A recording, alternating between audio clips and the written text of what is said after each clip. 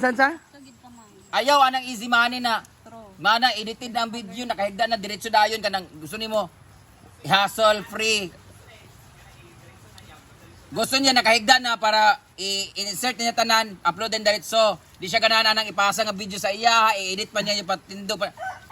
Wala kang makuha sa madaling paraan. Lahat ng meron ako ngayon, naging 5 million ako followers, naging brand damage ako, nakabili ako meron.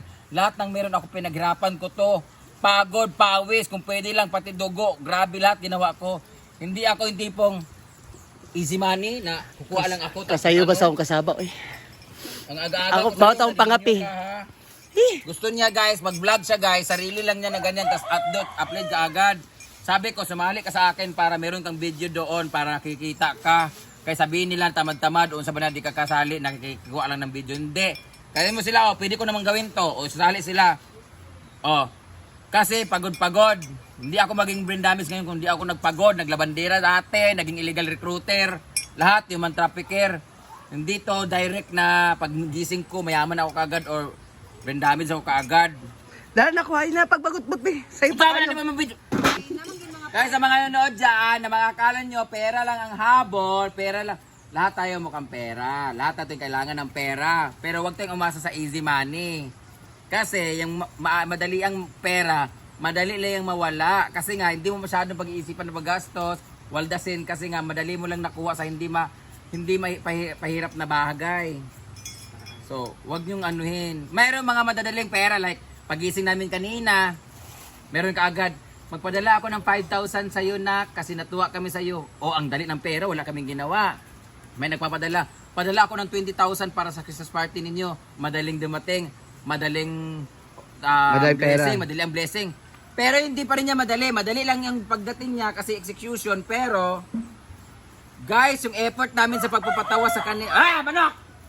Yung effort namin sa pagpapatawa, pagbablog, para matuwa sila, para meron silang mapanood, mag-enjoy sila. Kaya sila nagpadala kasi natuwa sila. So, yung pinanggalingan ng perang madali na bigay nila, pinaghirapan din namin yun.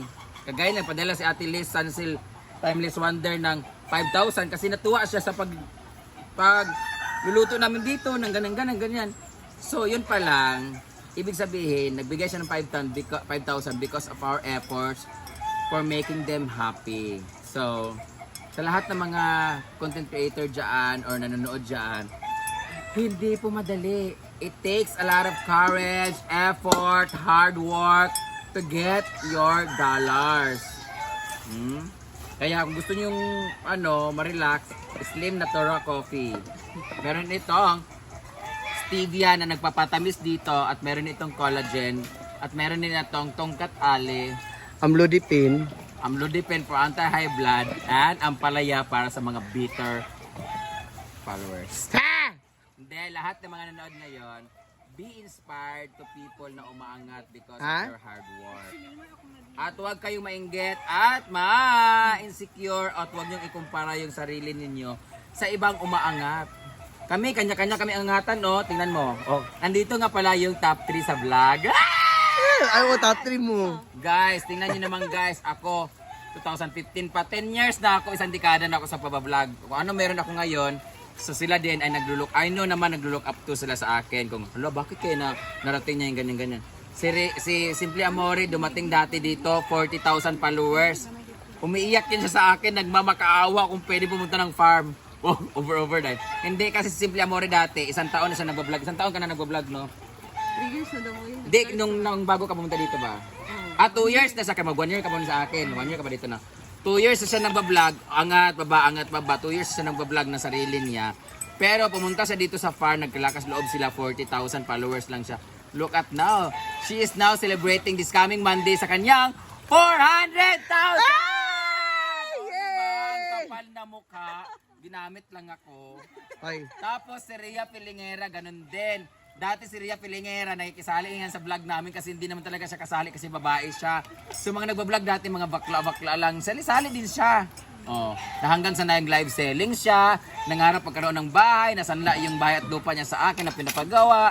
Nagsulatan pa siya na ganyan-ganyan. Ako si Rhea Balcorsa na nagsasanla ng ganito, na pag ganito, tutubusin na halagang 100,000. na-block yung kanya account, na-hack. Iba yung nag-asikaso, iyak siya ng iyak from the top, balik siya ulit from the start. Pero ngayon, she has now 316,000!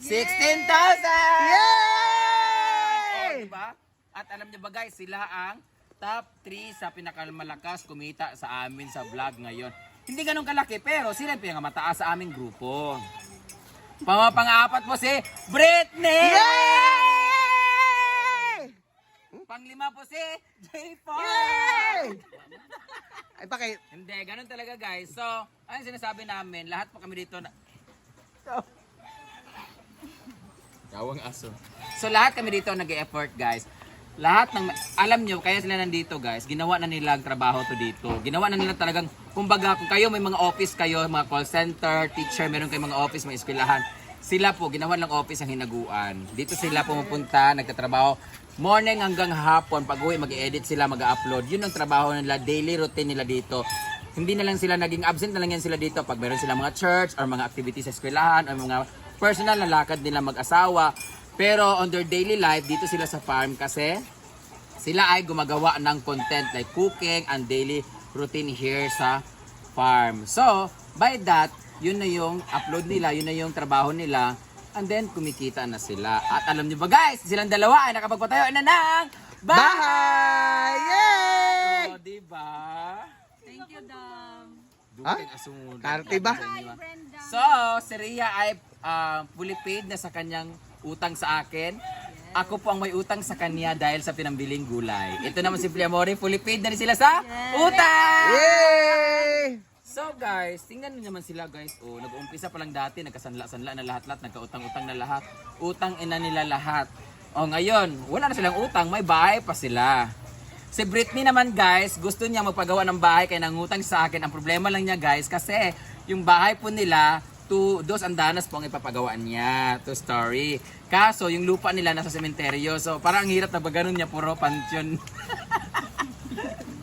So, I'm very happy because ang dami na sa social climbers ang nakapagpagawa ng bahay. And we're so thankful. Not because of me, but because all of us. All of our effort. So, sama-sama lang tayo umangat lahat kasi hanggat nakikita ni Lord na tayo ay napupursigi, meron tayong mga perseverance, hard work, effort, everything, it all paid off. Huh? Pays off? Paid off.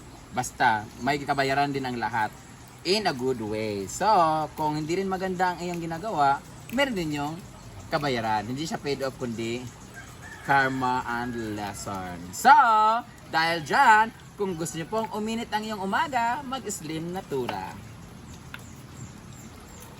Dugay ba ni kahuman? Humanan na, kapoy tayo. Ay, salamat.